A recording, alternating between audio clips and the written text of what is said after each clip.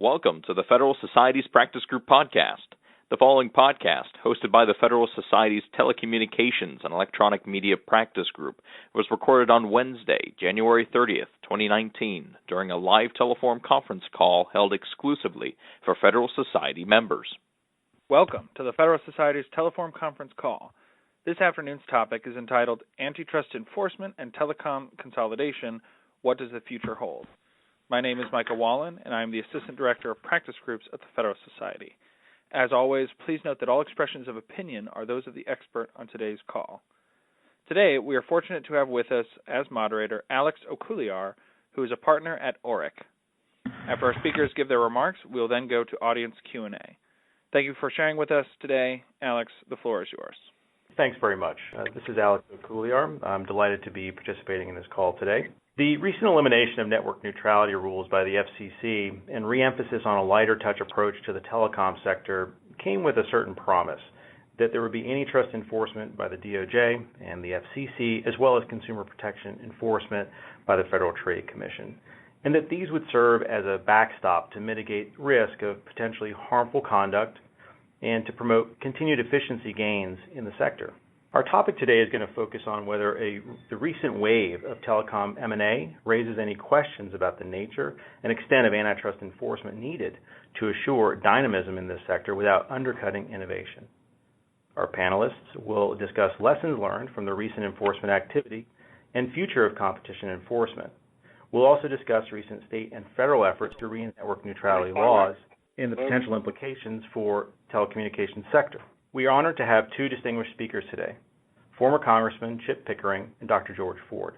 Let me take a minute to introduce each of our panelists. Chip Pickering is the CEO of Encompass, the Internet and Competition Networks Association, the leading trade group advocating for competition policy across all networks. Mr. Pickering was a six-term congressman representing Mississippi's 3rd District. During this time, he served on the House Energy and Commerce Committee, where he was vice chairman from 2002 to 2006, and a member of the Telecommunications Subcommittee. He was also co-chairman and founder of the Congressional Wireless Caucus and assistant minority whip of the House.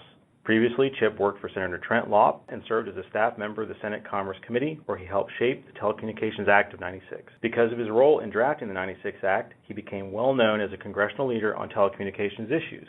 Most recently, Chip was a partner with Capital Resources, LLC, a public affairs and government relations firm, where he represented an array of telecom clients, including wireless, cable, and competitive broadband providers, as well as nonprofits and companies specializing in education, energy, technology, and defense. Our second panelist is George Ford. He's the chief economist for the Phoenix Center for Advanced Legal and Economic Public Policy Studies. Dr. Ford is also an adjunct professor at Stanford University in Alabama and the president of Applied Economic Studies. George has a long and distinguished history of policy and economic work in the telecom sector. In the 90s, he was an economist at the FCC, serving in the Office of General Counsel and the Cable Bureau's Competition Division. He later worked at leading telecommunications companies as an economist heading up policy and strategic planning.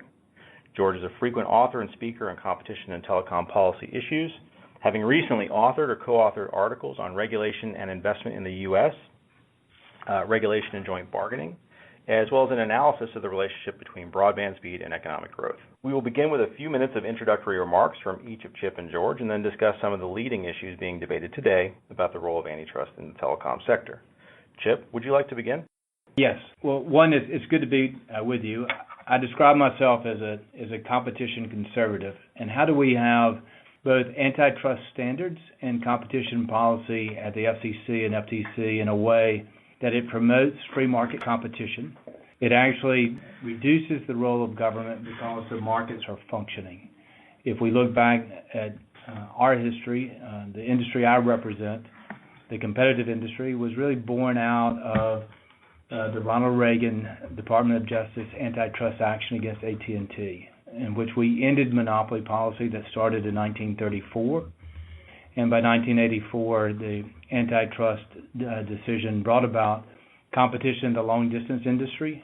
It became the model and the blueprint for then what happened for the cable industry in 1992, with satellite competition being introduced. And then in 1993, the adoption of competitive auctions and policy for the wireless industry, and then concluded with a sweeping Telecommunications Act of '96 that introduced competition in all telecom and technology markets, really led to the emergence of the internet business model, the internet industry, and competition across all platforms.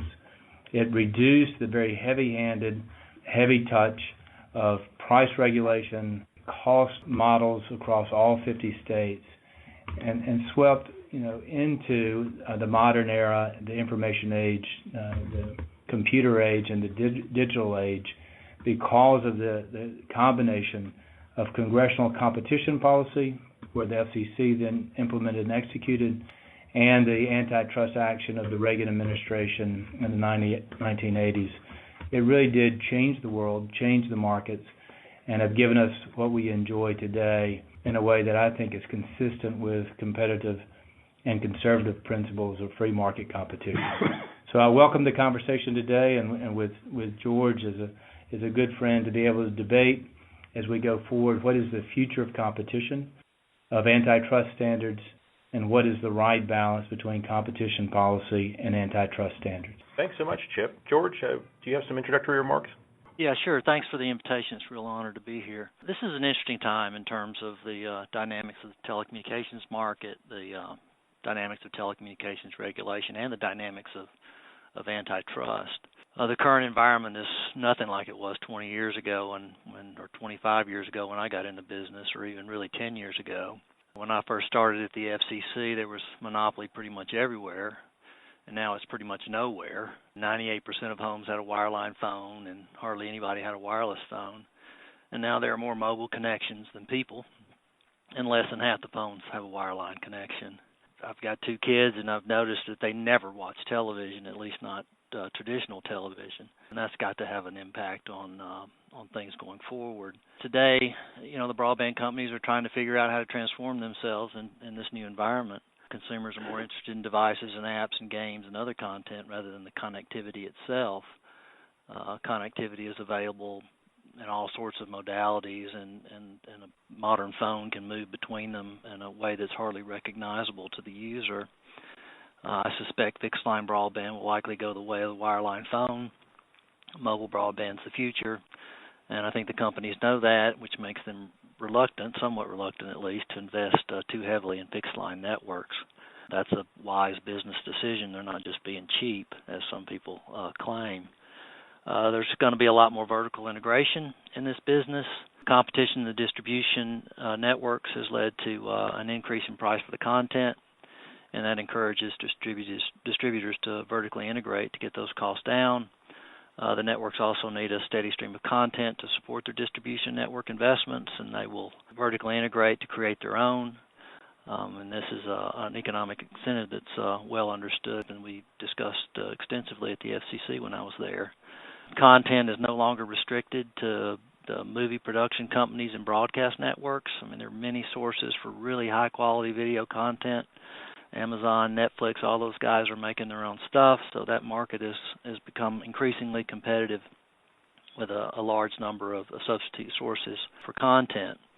And that content can reach consumers directly over the internet now, so you don't really need a distributor or packager like a cable system to deliver it, and that certainly impacts both the business plans of the content creators and the business plans of the distributors. And of course, with games, that's going to dramatically impact the interest in content and network investments. I don't envy the companies and the challenges they face in this environment.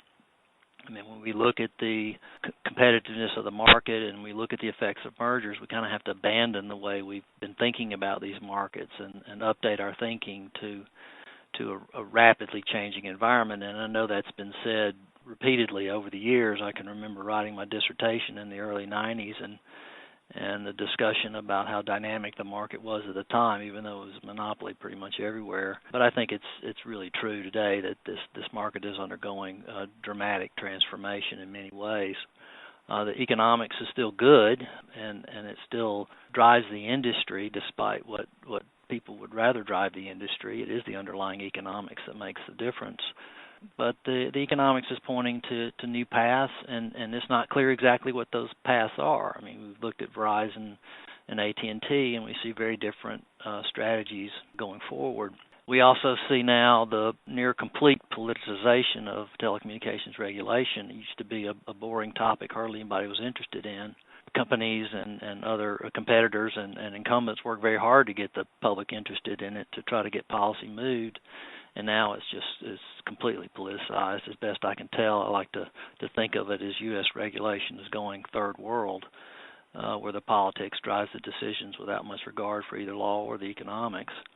I think Chairman Pai has made it a bit better. There's still a lot of work to do in that regard, and he's not insulated from politics either, especially now with the change in Congress. He must also deal with an activist president who's offered pretty strong opinions on two major transactions, the AT&T Time Warner merger, which he called for the rejection of, probably because of the liberal news outlet CNN being involved, and then encouraging the Sinclair Tribune merger because of their generally conservative viewpoints. So just more politicization of the process. And we also see radical transformations, or calls for radical transformations of antitrust itself.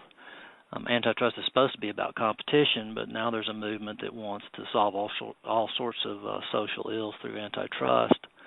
I'm no fan of the way antitrust is done in this country. It's kind of boilerplate and driven too heavily by precedent, which is the way lawyers work. Legal decisions, at least the big ones from the Supreme Court, are treated like gospel, even when they're bad decisions, at least on economics grounds.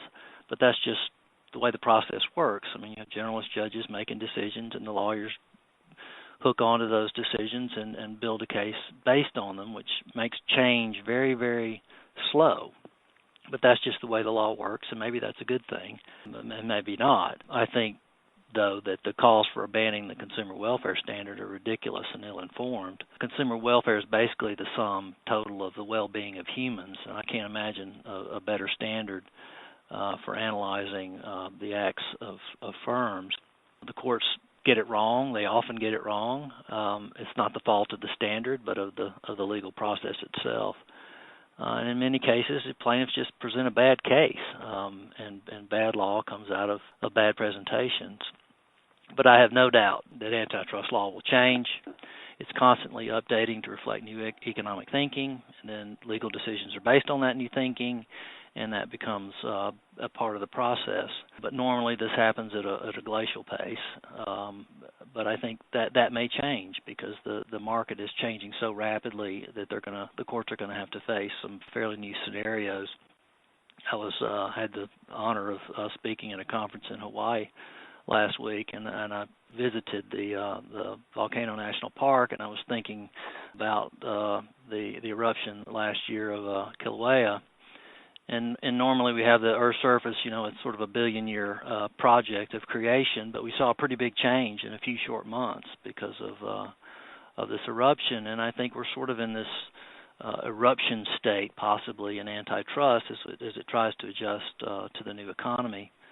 I think the Amex decision, whether you like it or not, is going to effectuate some change in the way cases are presented and force attorneys to look more closely at the nature of two-sided transactions. But that's what change looks like, and change comes slowly, and nowadays we can get on the internet and complain, and everybody can hear it, and we can see problems and complain about them, and everybody gets to hear those complaints. But the process is changing all along. It just takes a while to change, and really until we know what's what, until the economists really sort of figure out how to tackle these problems and the lawyers figure out how to present them, then the change is going to be pretty slow. But I think it'd be a pretty bad idea to shoot from the hip because of some unspecified dissatisfaction with particular decisions, and I think that's just really what it is. People are unhappy with the way decisions are made and are trying to find some scapegoat and force some kind of change that they really don't understand. My biggest fear right now is that I think a change in the political climate could very well lead to an undesirable and politically driven transformation of antitrust policy, and that could unwind a great deal of improvement in antitrust analysis over the past 40, 50 years. George, thanks for those opening remarks and very interesting insights. Building on your points about the debate over the consumer welfare standard, I was wondering if you could comment. That debate is a pretty far-reaching one, a widespread one here in D.C. in policy circles and enforcement circles, and there are a number of different aspects to the debate. One of those is, how should we define the consumer welfare standard? A lot of people, traditionally the last 30 or 40 years have viewed it as a focus on price, focus on economic efficiency. Where do you sit in that debate? How do you think we should be thinking about the consumer welfare standard? Should it be a continued focus on price, or should it be something broader than that? And if it's broader, how broadly should we go? Well, sure. I think it could be broader than that. I mean, it's the sum of the well-being of all humans, right? I mean, it's a pretty broad standard. And it gets cut in a lot of different ways. I mean, you got to stand before a judge and present a case, and you don't have all day to do it. And the lawyers have to understand what's being said, and the economists have to develop some method of measuring things. So it's just natural that we tend to find some tool that we have to analyze the problem and find some data set that allows us to get some sort of estimate of what we think will happen, and that just is very limiting. But it's not the fault of the consumer welfare standard. It's the fault of the plaintiffs really not presenting an effective case for broader concerns. We've got there's debates about how you treat transfers within the consumer welfare framework, and how you would treat input suppliers. There's a lot of complaints about how you treat monopsony power, and the court has addressed monopsony power before. It's not common, but it has been done, so it's not unheard of that we would do that. The process is just going to have to adapt to expand the thinking as the markets change. I mean, it used to not be a big deal to talk about price in a one-sided sense, because that's pretty much what everything was. I mean, you had a few cases where it wasn't, newspapers and things like that, but for the most part, it was people selling stuff, and you could look at it in a very simplistic way. Now we have people giving things away in order to get data, and the market is data, not the product itself.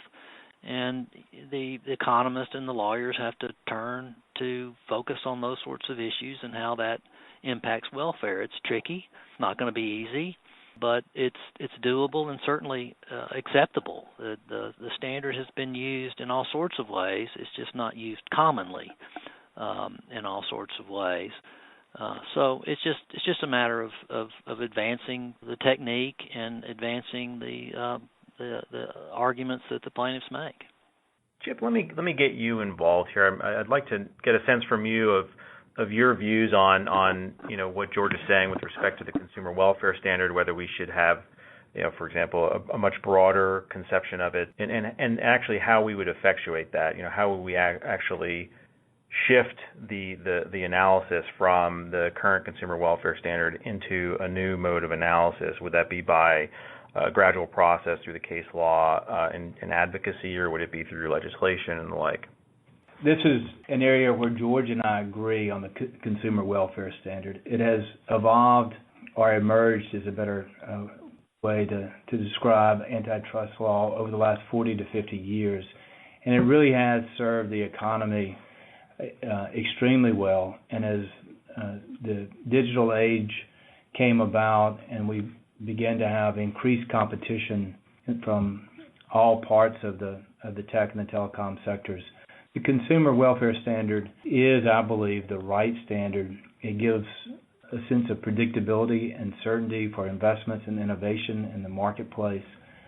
It is a standard that I think Scalia, as he looked at how do you define originalism, consumer welfare for antitrust is the comparable standard for conservative antitrust law, and is one that I believe we should judge antitrust reviews and mergers by. It really has served the country well.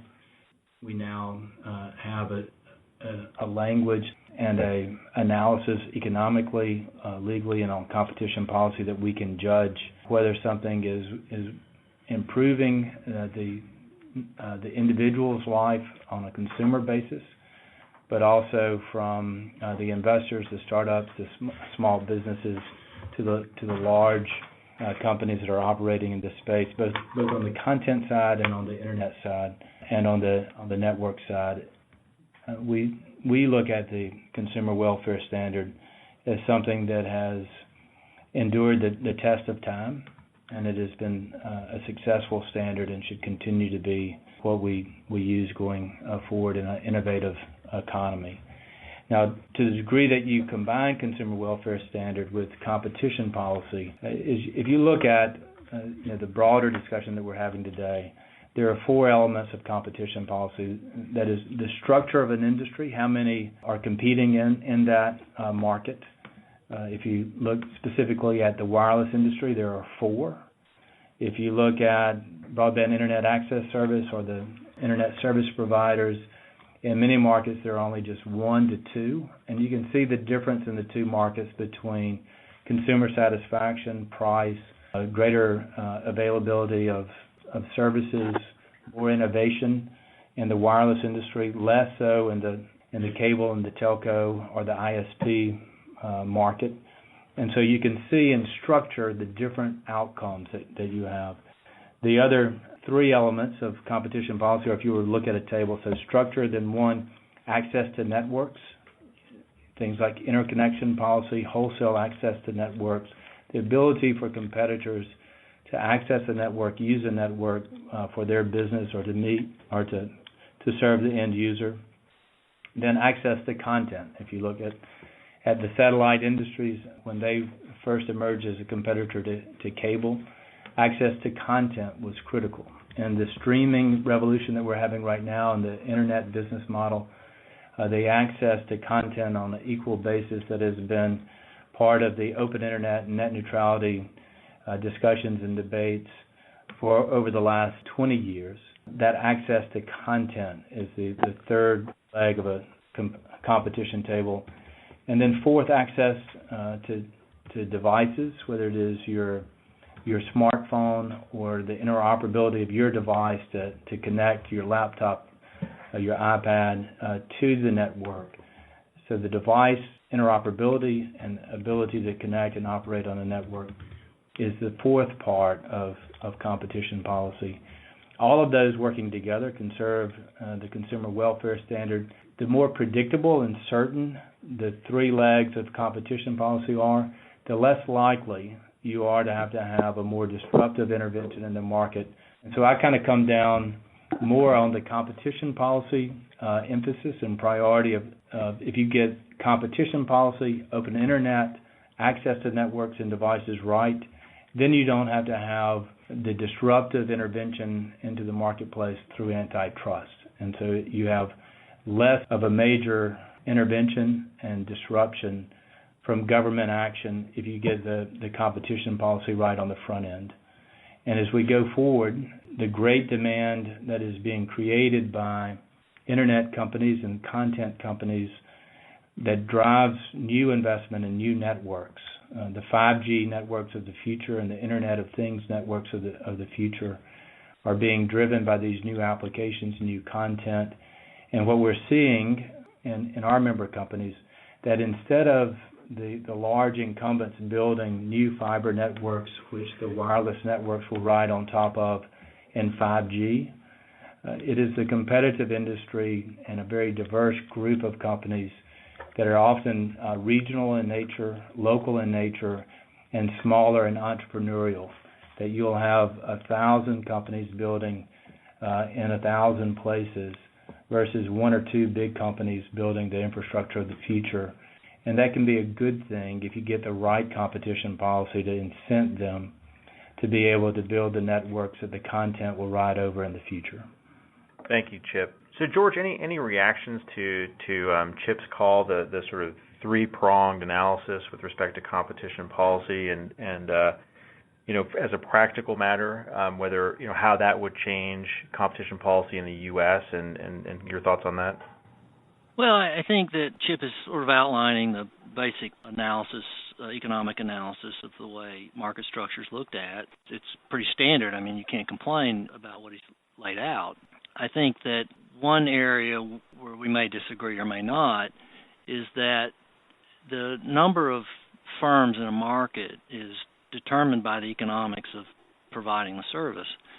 And in wireline markets, in wireline broadband, I think the equilibrium is probably 2-3 firms in most cases, and in some cases even one firm, and in some cases no firms, which is why we have CAF and other subsidy schemes to try to get broadband deployed in areas where it's just not profitable to provide.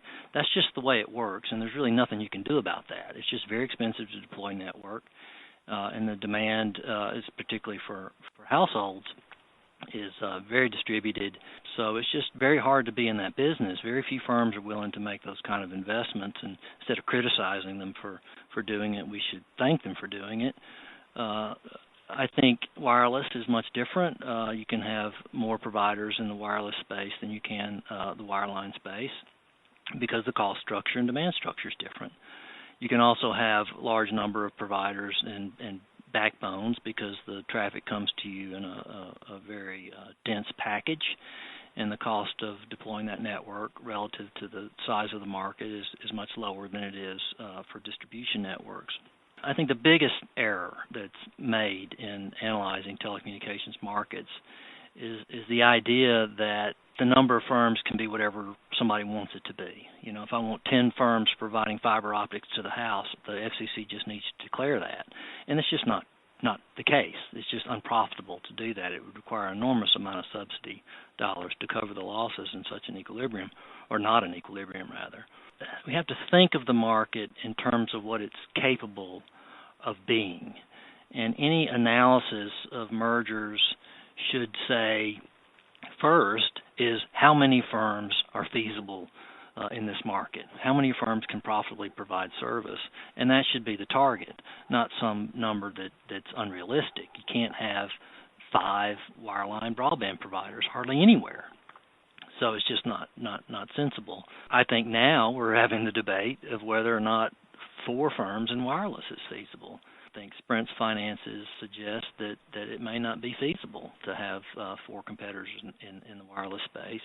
But maybe that's just poor management. I don't know. But the evidence suggests to me, at least, that more consolidation may be needed, and we can hate going from 4 to 3. But if that's what the equilibrium is, then fighting it is really unproductive. So George, it sounds like your perspective on this is very much that this should be the regulation of this space should really be more on in sort of an ex post basis with enforcement, primarily through antitrust. Chip, from what you said, I'm gathering that for you it's a bit more of a continuum, and that there can be more of a rules-based framework set up to help promote competition. And I wanted to ask you in that same vein, are there, from your perspective, has antitrust, are there examples where antitrust enforcement has really failed us in this space that would, from your perspective, create a need for a heavier rules-based approach? I'm thinking, disputes like the recent Dish, AT&T, Time Warner, I believe, dispute where there was a blackout of HBO, I think, for Dish. Is that an area where antitrust enforcement is unable to solve the problem, or is that something where we should just continue to wait and see? The examples of where antitrust worked, going back to the AT&T divestiture, is probably I would argue was the most successful domestic action that the Reagan administration did on a domestic economic. It really did change the world and ushered in the fiber digital networks of MCI and Sprint, and then WorldCom and tens of others that followed, and that gave us the internet backbone. And then it set a model that worked, then later in cable and in wireless and in the 96 Act. So competition policy, I would argue, has really helped us avoid major antitrust actions over the last, because of, one, the Reagan DOJ action, but then all of the subsequent FCC and congressional actions that did really give us a strong rule-based competitive marketplace across every sector. And then it led to the emergence of the internet age and business models that are now beginning to disrupt and displace the traditional incumbent telephone and cable industries, and publishing in a number of other areas. I would say that because competition policy has been so strong over the last 2.5 decades to 3 decades, that we've avoided having to have an antitrust enforcement action on a major scale that was similar to what Reagan had to do in 1984. The question is, with the lack of certainty on open internet and net neutrality, does that make antitrust enforcement more likely in the future and a more disruptive intervention into the marketplace necessary into the future? And I would argue that if we could establish a permanent, predictable solution on net neutrality so that there's equal access to content and apps and the economy of the future, that is the best way to limit major intervention by DOJ into the marketplace of the future. I don't disagree with Chip that rules are important. I mean, every market has rules they have to operate by. I think what's interesting about the AT&T MCI situation is that antitrust was really needed because the FCC was fighting competition, and that's often the case that it's the failure of regulation that draws in the antitrust authorities. I mean, regulation generally to the economist is viewed as a means to limit competition, not promote it. And it's only after some pretty serious beatings that the FCC historically has changed its ways, and that comes and goes with the politics and the preferences of who's ever running the agency. But I think that we have to be a little careful with rules and antitrust at the same time because of the Trinko decision.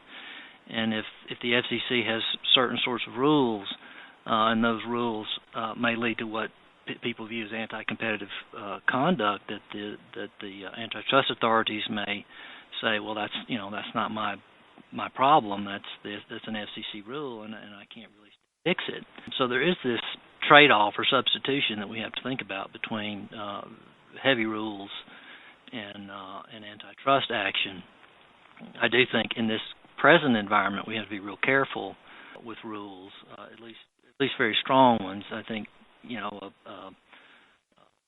some rules are certainly okay, but we can't be too aggressive with them because we don't really know how this market's going to play out right now, and it is a very time, and the companies at all levels of the network are trying to figure out really what is.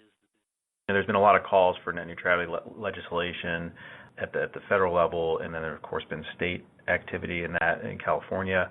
Assuming for a second that you can wave a magic wand and do whatever you'd like, what would you do in terms of setting up a net neutrality legislative framework, or would you not do that at all? Well, the one reason I would think regulation or legislation would be preferable is that I think that the decisions about net neutrality have become purely political, and you're basically going to have Title I or Title II, depending on whether there's a Republican or Democrat in the White House, and I think that's terrible. I mean, that's going to just destroy the incentive of companies to invest. So I think that for that reason, legislation may be useful. I also think that legislation may be useful because it's not clear to me what authority the FCC has to do the things that people want out of net neutrality, and even the carriers agree to certain sorts of conditions, no blocking and things like that. But a no blocking rule is a zero price rule, and a zero price rule under Title II is confiscatory and illegal. So I think that legislation may be required to sort of establish some sort of authority for the FCC to implement any sort of net neutrality regime, at least of the sort it talks about today. But really, for me, it's just to try to get the thing settled, so we're not hopping back and forth at every 4 to 8 years based on who gets elected. As George kind of lays out on the need or the agreement for legislation, there are several benefits. One, it would be permanent. It wouldn't be back and forth depending on who wins the White House. So it'd be predictable, and it would lead to greater investment because it's more certain and predictable. two, right now what we're seeing are a lot of states taking action on their own. We've always believed that telecommunications policy, whether it's the wireless or the internet, or the need to have a national framework will make investment and deployments of new networks and technologies and services and applications more likely. And so we do, instead of having 50 states acting on their own, a national framework is preferable. And going to something that George said earlier, telecom and tech policy historically has been bipartisan. Net neutrality has introduced, a lot of partisanship into this issue, and it keeps us from solving other problems. So the sooner that we could have a permanent legislative solution so that we have a national framework that is predictable and that we can restore as much bipartisanship into competition policy as possible, I think it would be good on all of those fronts. Going into the structure conversation with George, on the wireline side, we have historically felt that if you have at least three, there's a major difference in markets where you've had one or two and then you've had a third entrant. And the way that prices come down, speeds go up, everyone upgrades their networks, everyone gets better. And if we're ever going to win the race as it relates to China on 5G, it will take a race to build fiber. The network and architecture of wireless in the future will be small cell. It'll be dense. You'll go block by block, street by street, intersection by intersection, deploying fiber networks with small cells and fixed wireless to supplement the fiber. But it will be a fiber-heavy, fiber-intensive infrastructure architecture and investment of the country.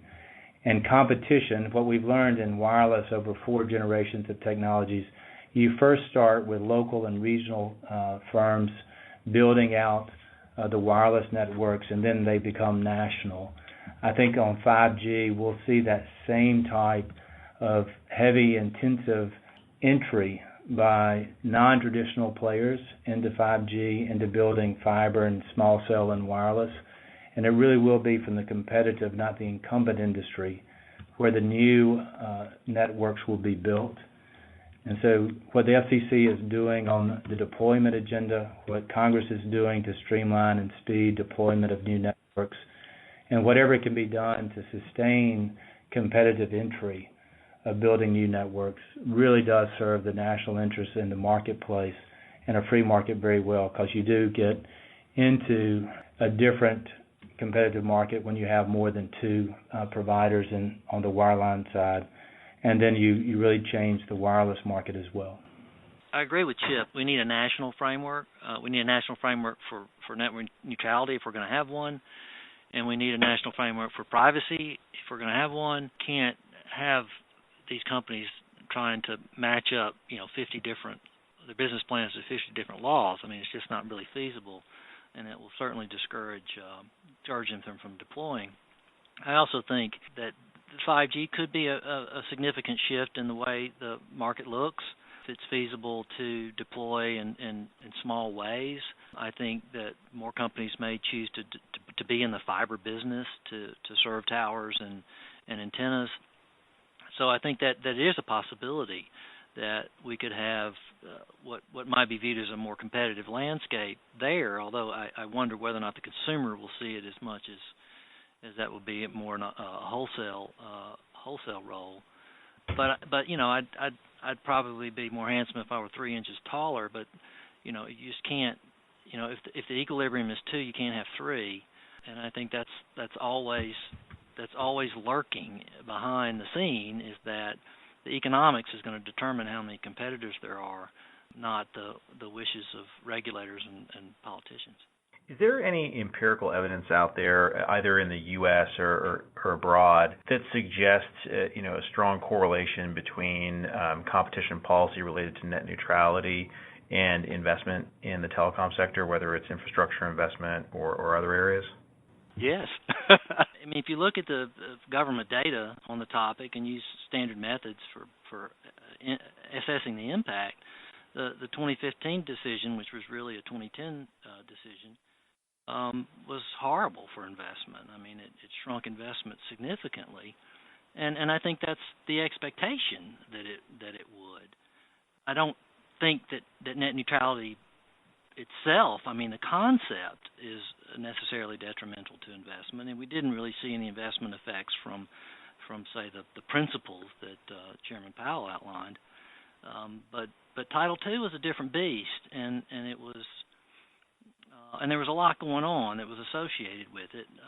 That was a very regulatory period. But I think that door was opened to all sorts of regulatory excess, and of course it depends on who's making the regulations whether or not that excess will occur. But I think the view, at least data tells us, the view was that companies believe that net neutrality, that going to Title II for broadband was going to be very bad for business.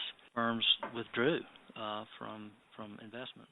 This may be an issue where George and I may have differing studies and different economic analysis and look at the universe of data from different perspectives. If we look at it from what has emerged over the last, let's say, 18 years, once the internet companies just began to form. If you look, Google, I believe, is 20 years old this year. Facebook and Twitter are, and some of the other major tech companies are even younger than that. So they're really just hitting their teenage years.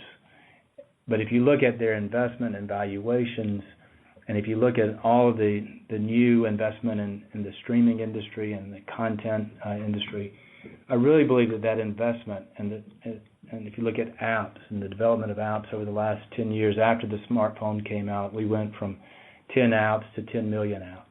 So, and you went from web users over the last 20 years to now representing between 2 and 3 billion websites. So open internet really created this abundant investment, not only in the U.S., but internationally and globally, to create these huge markets for every small business, every startup, every type of imaginable business, from local hardware to local realtor. It really did transform the entire economy. And if you look at all of the investment that comes out of an open network and an open platform and an open market, it really is something that I think is one of the great free market success stories of world history. And it came out of those principles that first started by Michael Powell at the FCC and Kevin Martin as a Republican-led set of principles based on free trade and free market policy. So a strong net neutrality that has the equal access principles embodied in it, I think, creates larger markets, innovation, and investment across the board in every single sector of the economy. If you look at it just on the network side, the numbers are in dispute of whether it increased investment in networks. Encompass recently filed an economic study that shows that we now have competitive entry of fiber builders in states like Kansas and Missouri and Mississippi and California, and small states like Oregon and Wyoming and Montana, that because you no longer have to buy a whole bundle of cable video packages, and you can just connect a server to a fiber network and give them access to the internet, that has created a whole new economic market and model for fiber builders that are entering the market around the country. And that, again, that would not have occurred without a long history of open internet principles and protections. So maintaining that, I think, is critical to get the investment in the infrastructure from the new entrants and the competitors that are entering and building out these new dense fiber networks and small cell networks that will then enable the Internet of Things, advanced robotics, telemedicine, all the autonomous vehicles in the automotive industry. So an open internet is really key to innovation and investment across every sector of the economy. And I don't think we really disagree the way that Chip has put it. I mean, the internet has driven enormous amounts of investment. My point was regulating broadband internet service under Title II of the Communications Act, which really wasn't even under Title II of the Communications Act since it violated every section of the Title II of the Communications Act, was detrimental. I think that the internet certainly drives enormous amounts of investment. I think that streaming video is certainly going to help the deployment of fiber because they don't have to deal with video packages anymore, although I wonder sometimes whether or not we'll go back to that model eventually. Given the cost of accumulating enough of that content. The internet is an amazing thing when it comes to investment, but how the FCC approaches it and the rules that it establishes and the mechanisms and the statutory support it uses to do that is going to affect how firms invest. And the way that it was done since 2010 has been, at least the evidence, and I'm aware of no credible evidence to the contrary, that investment fell significantly. Thanks, George. Thanks, Chip. George, the FCC with the Restoring Internet Freedom Order shifted a lot of responsibility for consumer protection enforcement in the telecom space and the Internet back to the FTC. Do you think the FTC is capable of handling the kinds of issues that will arise under the umbrella of, let's call it net neutrality, but consumer protection aspects of net neutrality? What authority does the FTC maintain to continue addressing neutrality concerns? Well, that's probably a better question for an attorney. I think the FCC does have some authority to deal with egregious conduct by broadband providers, and I also think the FCC retains that authority to do that, if only through the bully pulpit or the way it's addressed it in the past. In dealing with a few of the issues the agency itself created, such as the. So I think I don't worry that much about the inability of government, either the Federal Trade Commission or the Federal Communications Commission, to address a real problem. I think the authority is there to do that, whether formal or not. I mean, the FCC has a lot of power that doesn't show up in some sentence in a statute. So I think that's not really going to be a huge problem.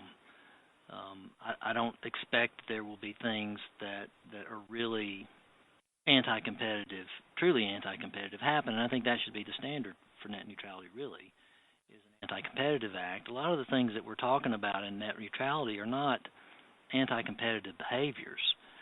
Charging for a service is not an anti-competitive act. Charging different prices to people who buy different services is not an anti-competitive act. So I think that we have to get serious about what we really think an anti-competitive act is, rather than what some people like or don't like, just because they don't like it or like it. I mean, that's not really a standard by which we can establish policy and give companies the confidence to invest. Thanks, George. Chip, any thoughts on that with respect to the FTC and its ability to oversee the telecom space with respect to consumer protection issues? My sense is that there's a natural division of labor or enforcement, where FTC can be the primary agency of jurisdiction as it relates to consumer and privacy issues. And the network issues, interconnection, interoperability, all of the issues related to the network side of competition policy. And to a certain degree, the devices that will then connect and ride, and the applications that will ride over the network. That should be the primary jurisdiction of the FCC.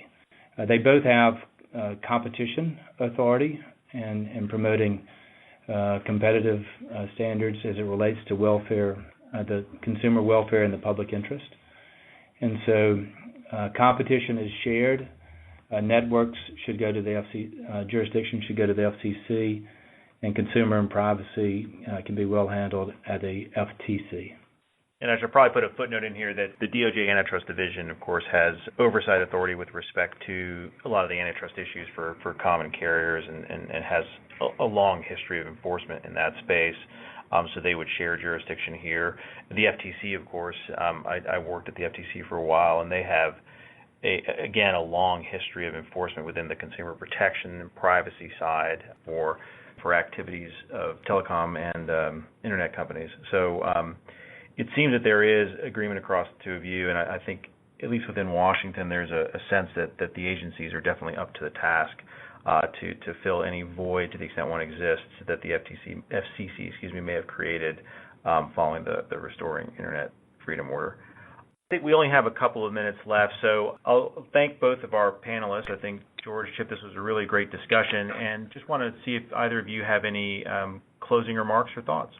Well, I couldn't help but think about when Chip was talking a while back. I was testifying before his committee back when he was in Congress, and this was after the 2003-4 decision to basically dismantle the unbundling regime, and he asked me, do we need to reestablish, the unbundling regime? And I said that it wouldn't matter because nobody would show up and invest if you did that, because we had seen then sort of this an industry or industry participants invest a lot of money and then kind of have the carpet pulled out from under them. And I think that's sort of the same fear that I have today, that if this thing gets too politicized and we don't nail down some federal policy on some of these issues, that people are not going to come and invest because they don't trust the government.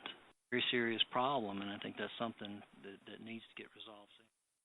George, this is a good one to end on. As the policies have developed around new wires, new rules that would incent incumbents to invest in new networks and to get regulatory relief in return. There's a forbearance petition that would reverse that policy and would actually wrongly incent the incumbents to keep their old copper, not have competition, and raise prices against the hopes that we want new entrants, new investment. And what our studies showed that today, because you can get a bare copper and then a competitor can invest their new electronics over it, enter the market, gain market share, and then build their own fiber network, or that they can use transport that connects an urban market to a rural, that all of a sudden there's a rural small company that shows up and builds out a whole new fiber network in a small Kansas town. Same thing is happening in Montana and Colorado and Wyoming. And they're using those elements of the 96 Act on a wholesale basis to then build their own networks and deploy new services. And again, this is so key to building out the 5G networks of the future. I would say where we don't have enough competition, only one or two in the marketplace, those elements that allow new entrants to build new networks and then help win the race to 5G, those are the elements that should be preserved and protected. Well, thanks again to you both for a thought-provoking discussion. Really appreciate it. Michael, I believe that ends our teleforum. All right. And on behalf of the Federalist Society, I'd like to thank our experts for the benefit of their valuable time and expertise today. We welcome listener feedback by email at info@fedsoc.org. Thank you all for joining us. We are adjourned. Thank you for listening. We hope you enjoyed this practice group podcast. For materials related to this podcast and other Federalist Society multimedia, please visit the Federalist Society's website at fedsoc.org/multimedia.